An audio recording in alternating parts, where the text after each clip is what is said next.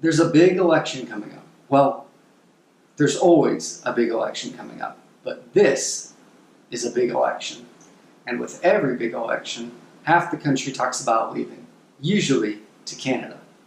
But I think if you're going to leave, then you should consider Mexico. The weather is better, and it's much cheaper to live here. It's probably easier to move here too than it is to Canada.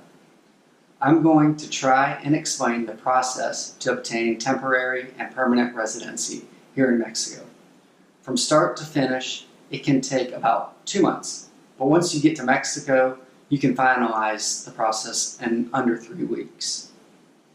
I'll touch on the benefits of residency in this video, but mainly I want to go over the step-by-step process my wife and I took to get our residency here. I'll also put some notes below with helpful links on the process and requirements.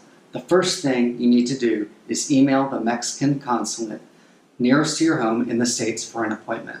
It was only a day after we emailed the Seattle consulate that we received an email back stating that in order to apply, we needed to bring the following documentation to our meeting: our passport and a copy, completed visa application form found on the consulate's website, 1 passport size photo, proof of income from 6 months of Social Security or pay stubs, 6 months of bank statements from checking and savings accounts, a photocopy of the deed of our property in Mexico, if we had one, our original marriage certificate plus a photocopy, and the visa application fee of $36 per person.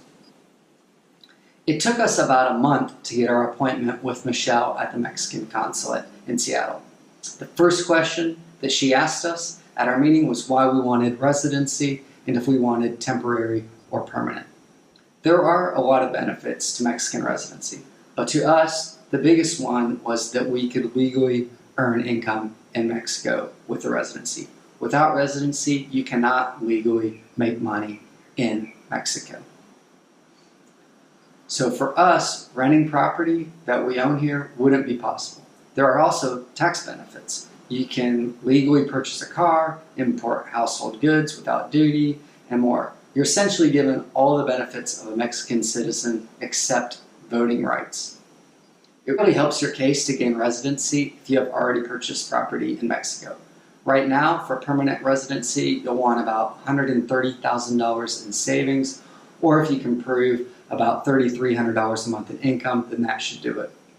You need about half of those requirements to receive temporary residency.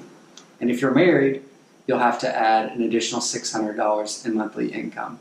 We gave Michelle a copy of our fideicomiso document proving ownership of a home in Mexico, passport copies, our marriage license, 2 applications, 1 for each of us, as well as bank statements provided by our bank, and proof of employment.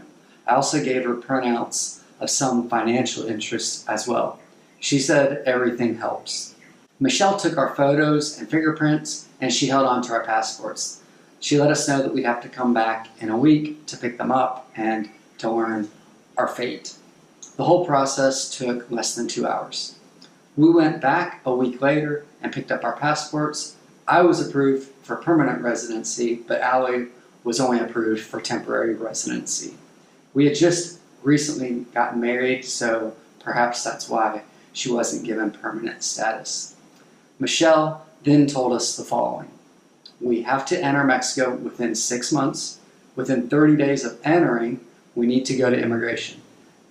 We need to take copies of all of the same docs that we gave Michelle a week earlier, just in case they ask.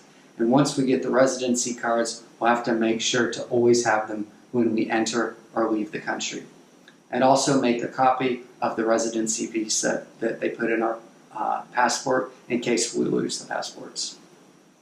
A week later, we flew to Mexico and entered on the side of Mexican residents and citizens, not tourists. It's a much quicker line. A few days after that, we went to the local immigration office here in Zihuatanejo. We had to fill out several forms, and the office woman directed us to fill out a few other forms online at home, print them, and bring them back to the office.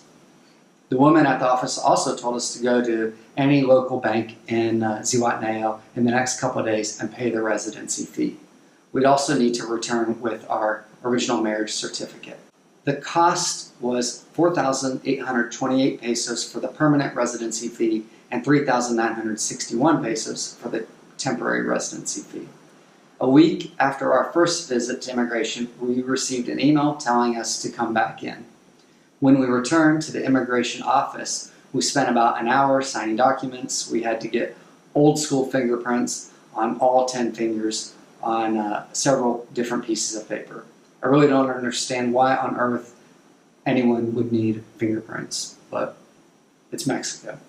At the end of the hour, we were given our 2 residency cards. It was actually a super exciting moment for us. Because Ali was given temporary residency, she had to go back to immigration a year later to renew. She renewed it last year for an additional 3 years, at which point she'll be able to receive permanent residency. The cost to renew for 3 years was 7,872 pesos. Another guy waiting in the same room as us had a temporary residency card. He came in a day after his card expired and had to go through the entire process again, wasting all of the fees he had paid from the previous year. So renewing on time is extremely important. The lesson is, it's a decent amount of work and Mexico doesn't mess around with their rules, but it's totally worth it. Now that we're done. Thanks for watching.